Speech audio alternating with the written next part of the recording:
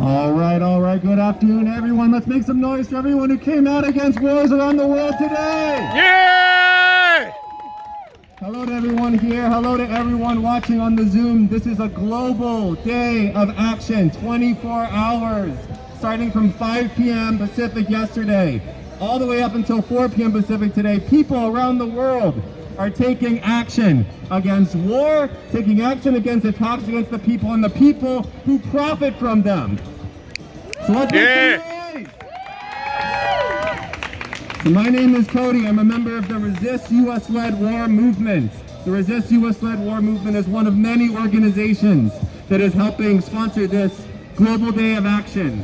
What we're doing here today at Portland State University is part of a global day that people have been taking to the streets in Manila, in Pakistan, in Australia, all around the world. People have been doing actions. People have been going on the camera saying statements. We've had videos being played of past actions. Truly, we're part of a global anti-war movement. Let's make some noise for that. Yeah! So this is the day, a kickoff day to kick off a global campaign called Fight Against Wars of Aggression, End Imperialist Wars, and Free the People. Because it's only by uniting and fighting against the forces of war that people around the world will truly be free in a world they can build together. Amen. People united. There's a very special reason that we're doing that here at Portland State University. So, as you can see next to me, there's a local campaign here at PSU that's calling on the university to cut its ties with war manufacturer Boeing. Yay! About 2 hours ago, before we started here, there was a speaker from Chicago who was speaking about another successful action against Boeing, kicking out their headquarters from the city of Chicago. Later, after we're done talking, there's going to be students from the University of Washington also talking about their campaign against Boeing on their campus. So what we're doing here at Portland State University is part of a national series of campaigns to cut ties with the war industry and kick Boeing out of every city, every campus that it operates in. Yay! Is this the kind of company that you want on your campus? No! Is this the kind of company that you want providing false solutions for students at PSU? No! All right, then to talk a little bit more about that, I'm going to pass it over to Senna from Students United for Palestinian Equal Rights. Let's give it up to Senna. Yeah! Thank you, Cody. All right, everybody. Hello. Welcome to the Pacific Standard Time segment of the International Day of Action. My name is Senna, and I am a member of Students United for Palestinian Equal Rights here at Portland State University, also known as SUPER. All right. As a second-generation Palestinian born in exile, I joined SUPER I joined SUPER to organize for my people's liberation from U.S. imperialism and Zionist settler colonialism, for the right of return for all Palestinians in the homeland and in exile, and for a free Palestine. Yeah! I am honored to be present with you all here and abroad in the struggle to strengthen international solidarity against wars of aggression, to end imperialist wars, and free the people. You're going to hear from many people during this hour, so I'm going to keep it short and sweet, all right? The United States is complicit in imperialist wars, period. Point blank. Right. Yeah. When U.S.-led war in the Middle East is only considered boots-on-the-ground invasions to destabilize governments in the Middle East that don't serve their agenda, we can forget that them funding the bullets and bombs used by the Israeli military occupation to dispossess, displace, and massacre Palestinians is also U.S.-led war. That's right. And you know what? We're the ones paying for it. It is U.S. taxes that fund the Israeli occupation, and it is U.S. taxes that fund the brutal repression of indigenous peoples' movements defending their rights and their homelands around the world. Our oppressors are sharing tactics and swapping weapons to repress our movements. But what they haven't figured out yet is that our struggles, from Palestine to the Philippines, from South Africa to Syria to Colombia, Yemen to Venezuela, we are all linked to collective liberation. Yeah. Together. And how, might you ask, might you wonder, are our oppressors sharing tactics and swapping weapons? Through companies like Boeing. That's right. Boeing is a U.S. company founded in the Pacific Northwest, and it's the second largest weapons manufacturer in the world. They sell weapons like Hellfire missiles, 1,000-pound bombs, and surveillance systems to imperialist entities like the Israeli government, who use those weapons to maintain their illegal occupation of Palestine. During the Israeli bombardment against Palestinians in Gaza in 2021, massacring over 200 Palestinians, 66 of which were children, the U.S. gave Boeing a $730 million weapons deal with the Israeli government, openly profiting off of the genocide of my people.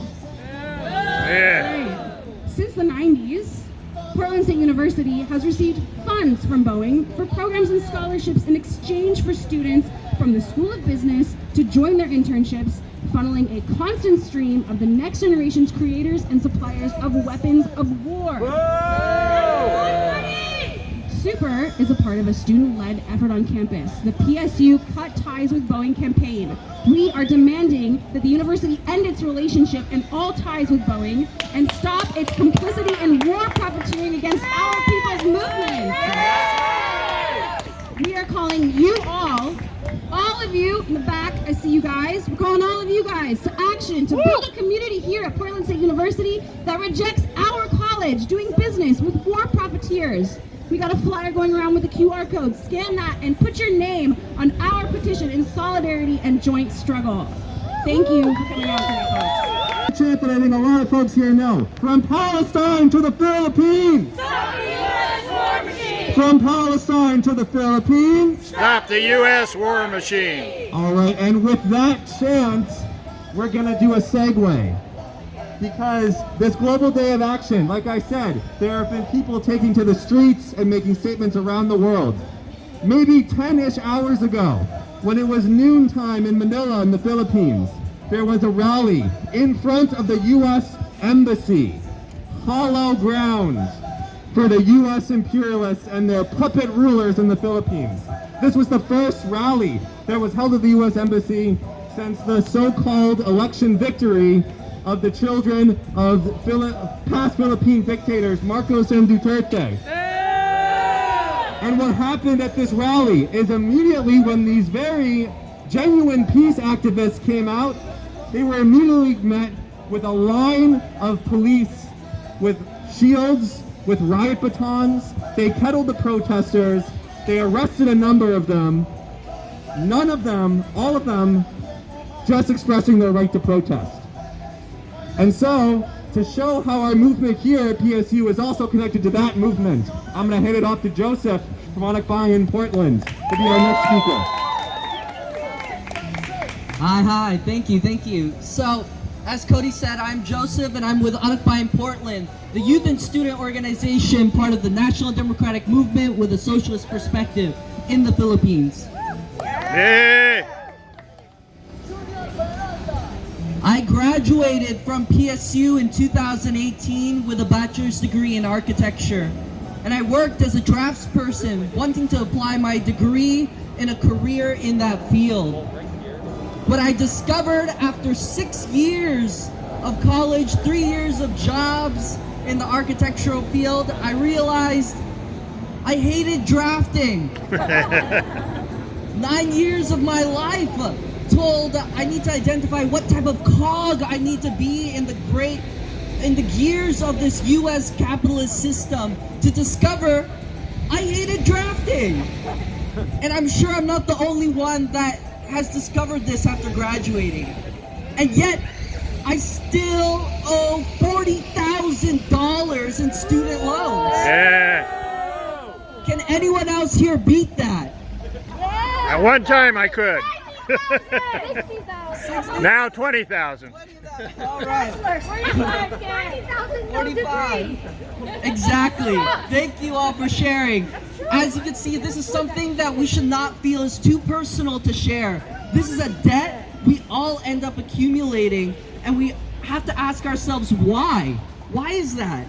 Why is this common to have a culture where we tell youth that in order to pursue your dreams, to feel you're even accredited to pursue or attempt a career in something we feel passionate about, in that moment, you have the potential to go in thousands of dollars of debt, hundreds of thousands of dollars in debt.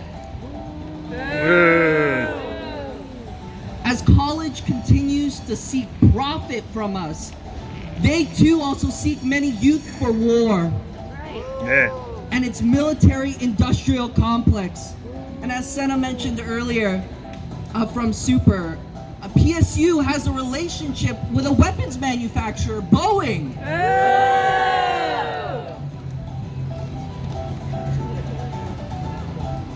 We have to ask the question, how did something so pure as education and the pursuit of knowledge get twisted and utilized for profit and to propagate violence across the world? A violence that is nothing new to the Filipino people, as we continue to be a neo-colony of the US.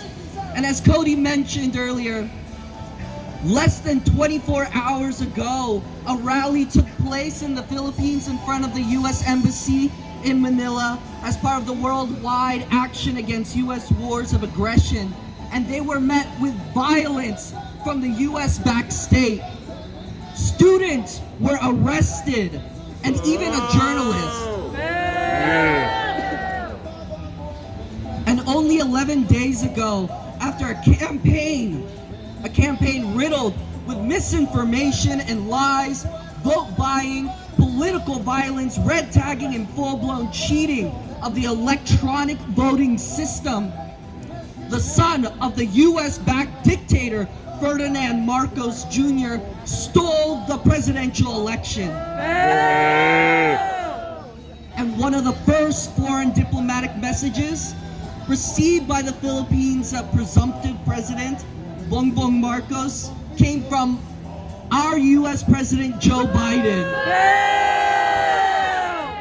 Biden said he was expressing his certainty about forging stronger ties with the Marcos-led administration. This dictator, this only solidifies that the violence in the Philippines will only heighten under the US-backed Marcos administration. This only shows that more arms deals, such as the $2.9 billion arms deal that took place last year under the current dictator of Duterte, will be something Biden will continue to do under this potential Marcos-led administration. Right. That's right.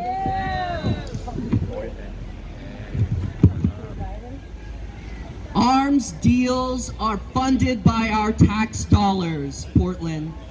The price of our student loans, the price of our education is imperialism, and the forced killings and genocide of my people in the Philippines and around the world. And it is time to take back our education and rid it of its imperialist agenda. Support Anakbayan USA's campaign to take back our education, which looks like ending funding of wars of aggression and intervention and state violence, redirect U.S. military aid to the Philippines and other oppressed countries around the world towards education and other social services in the U.S. Free, accessible, and unconditional education for all. Just cancel all student debt. Implement pro-people, culturally relevant curriculum and ethnic studies. End militarization and policing on campus. We don't want no more ROTC. We don't want more military recruitment on our campuses. And finally, ending university contracts with anti-people departments and agencies, or those with vested interests in militarization at home and abroad, such as the weapons company